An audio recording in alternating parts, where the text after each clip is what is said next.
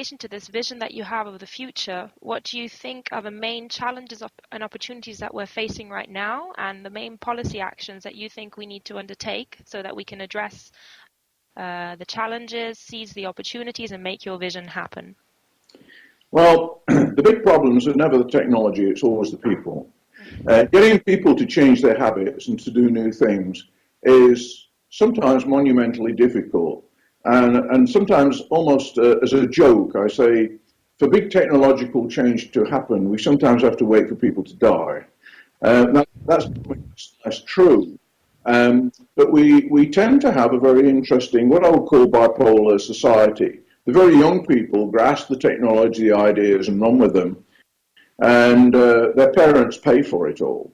Their parents are very, very busy at work. Change to them is extremely painful, and so they tend to be resistive. And then you get the older people, like me, who are way into technology, like the young folks. We're slightly less pressured, but we've got money. And so we grab the technology, we grab the change, and we enjoy what it brings. So I look at technology like this. It really is about the value that it delivers. If a technology offers me no advantage, no change, no benefit, I ditch it. I don't use it. But if a technology will make my life better, more efficient, and make me more capable, then I grasp it. So let me give you an example of one that is going to come. It's going to come really very quickly. It's going to surprise people. And it's a real, what do we say in English, a stage-left event, a real surprise. It's artificial intelligence. The biggest, best example is IBM Watson. IBM Watson, in general terms, is now better at general knowledge by about an order of magnitude than the best of the best human beings. So for you and I, it would be the ideal soulmate. It would be the ideal search engine. It would be a machine that could answer our questions instantly. It would be such a mind and intellect amplifier. The Americans are already rolling that technology out into the medical profession in the United States. And one of the reasons is a medical professional just graduating and coming to look at you on their first day of work, straight out of medical school and a year as a houseman, would see about 50% of everything they've been taught. About 50% of everything they learned and understand as actually being wrong or out of date. Watson doesn't do that. It's up to date. And as we put more and more knowledge into that machine, it will become more and more powerful. Today, it's better at diagnosing human ailments than any human. So if we widen that discussion, I think engineers, I think scientists, I think historians, I think the humanities can look forward to a new tool. It's artificial intelligence, and it's going to help us. Now, some people are going to get very upset about this in the same way that they get upset about the demise of the encyclopedia versus Wikipedia. The reality is that Wikipedia is thousands of times more powerful than the encyclopedia ever was. The error rate is slightly greater. There are about 2.8% errors per article in the Encyclopedia Britannica, and there's about 3% in Wikipedia. Great news is Wikipedia gets fixed, Encyclopedia Britannica never got fixed. So people have to get used to the fact that the technology is imposing such a rate of change that what we have in here is fundamentally incapable of keeping up with that change. And we have to turn to our machines to help us. So it's really a challenge of change management, and the associate policy action is also that. Correct. I often just look at government, parliament, the way we manage with incredulity. How could you possibly manage a 21st century economy with two groups of people shouting at each other 2 sword lengths apart? And that's what happens in our parliament. And when you look at the EU, it's very similar. People adopt different styles, but really the methods of management and governing a country worked terrific in the 18th century, but they don't work anymore. So I think that the change has got to come about by people who understand and use the technology, which most of the political people do not. So until recently, mobile devices were banned from the British Parliament. How crazy is that? Mm. They still have dispatch boxes with paper in them.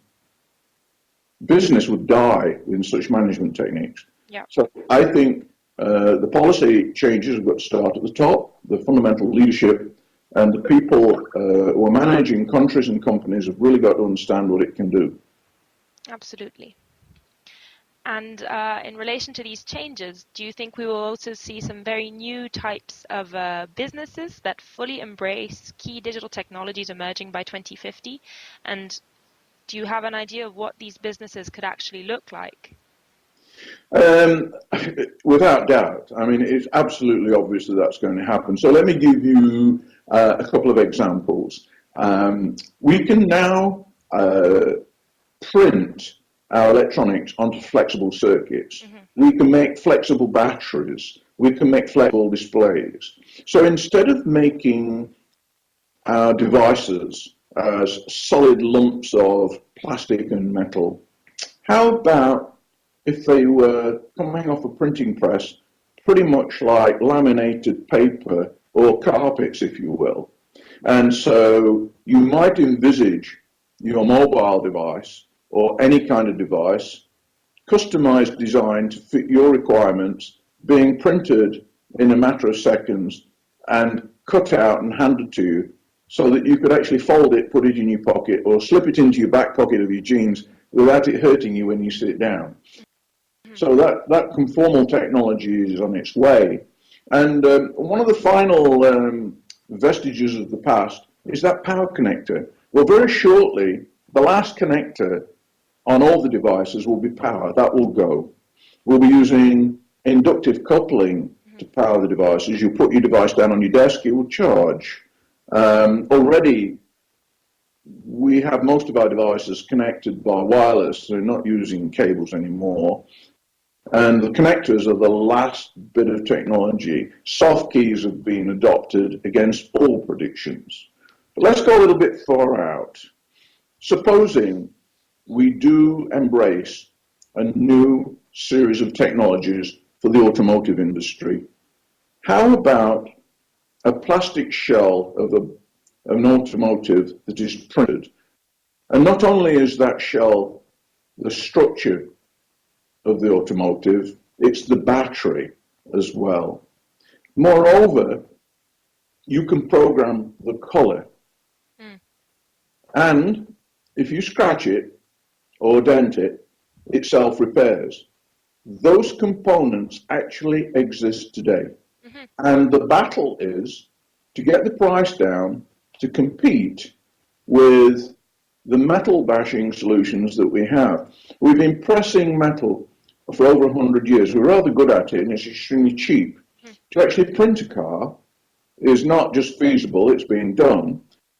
The snag is getting that price down. And I think on the next period to 2050, we'll see that achieved because we will start to look at the whole life cycle of the vehicle, not just the upfront cost, and we'll say, what's the ultimate damage to the planet? Right now, our economic system, one, not only does it not work, two, it's extremely dumb. If we continue to make decisions on the basis of the yen, the dollar, the pound, the euro, we will just obliterate the planet. We need at least two more axes. One of them is the social dimension. If we do this, what's the implication for the people? And the other axis that we need is what's the implication for the planet? So we need an ecological axis on which to make our financial or economic decisions. Our definition of economy is too narrow. It needs to be broader. And so you might like to think in 2050 that you take out your vehicle and as you get it out of the garage, it's white. You fancy a red car today, so you reprogram it to look red. And whilst you're out there, somebody scrapes down the side but you know by the time you get home, it will have self-repaired. How neat would that be? The economy of that kind of manufacture, that kind of performance, sustainability, changes the nature of the automobile. Mm-hmm. And those costings have not been done. But I think that's where the savings are going to come from. Now apply that same thinking to everything that you own, including the clothing that you wear. Programmable clothing has already been achieved. Mm-hmm. It's a question of making it palatable to the audience, the buyer.